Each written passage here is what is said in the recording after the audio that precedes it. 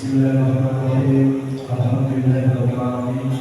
Assalamu alaikum warahmatullahi wabarakatuh. Asyhadu an la ilaha illallah wa la syarika lah wa asyhadu anna Muhammadan abduhu wa rasuluh. Allahumma shalli wa sallim wa sallim yang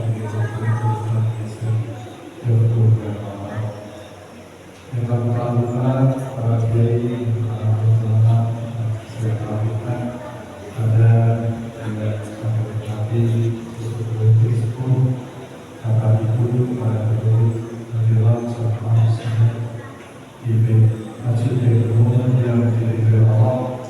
Alhamdulillah, bersyukur kepada Allah Subhanahu wa taala. Kita bersama melaksanakan suatu kewajiban dan kesunahan dari Allah Subhanahu wa taala untuk menyembah diri kepada Allah Subhanahu wa taala dan menjalankan suatu kewajiban yang diberikan oleh Allah Subhanahu wa taala. Selanjutnya kita patut bersyukur kepada Allah. Alhamdulillah. Salat serta salam tercurahkan kepada junjungan kita Nabi Muhammad Rasulullah sallallahu alaihi wasallam. Allahumma shalli ala sayyidina Muhammad yang membaca semoga kita mendapatkan syafaat dari Rasulullah dan dunia hatta akhirat. Allahumma amin. Lalu pada jemaah yang berhormat Allah, tema hari ini kami akan memberi takwa mengatakan kebahagiaan. Jadi kita tahu bahagia adalah identik dengan senang, gembira, tidak susah, tidak bersedih, itu bahagia.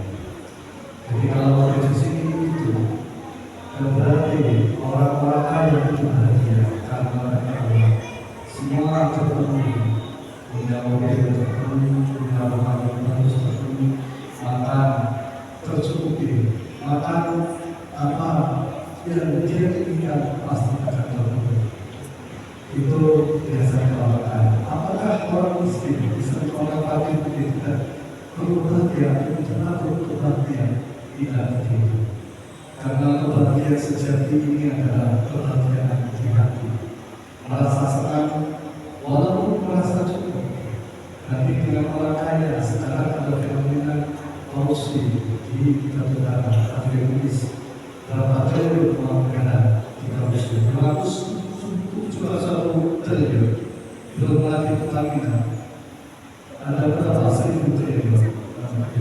Dan pada akhirnya mereka diberi atau dikejar dalam kasus. Apakah itu bahagia? Ternyata orang kaya yang korupsi ternyata tidak bahagia karena merujuk diberi atau dikejar.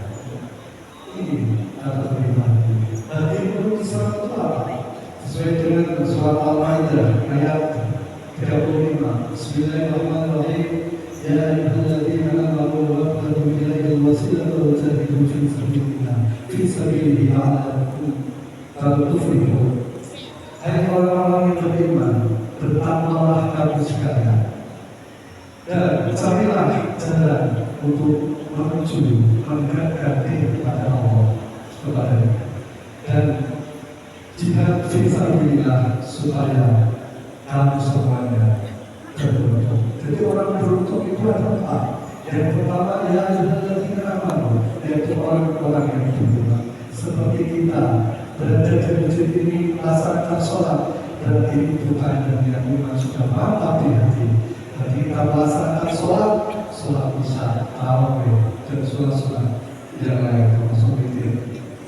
Kita baca Quran, sholawat, melakukan suatu kebaikan karena Allah. Ini termasuk bahagia. Karena merasa apa? Merasa kita dekat kepada Allah. Bahwa kehidupan ini hanya sementara. Mungkin 20 atau 30 tahun yang akan datang atau 50 tahun yang akan datang kita sudah meninggalkan dunia. Apa bukan kita? Yaitu iman dan amal soleh. Yang kedua adalah takwa. Takwa sebagai dasar untuk bisa membahagiakan pada diri seseorang. Dengan takwa orang bisa berhati karena ilmu harta takwa yang telah menjalankan perintah Allah dan menjauhi larangan. Masuk ke dalam perintah adalah pasal sholat, berpuasa, haji bagi kemampu. Yang ketiga adalah carilah amal kebaikan untuk mendekatkan diri kepada Allah Subhanahu Wa Taala.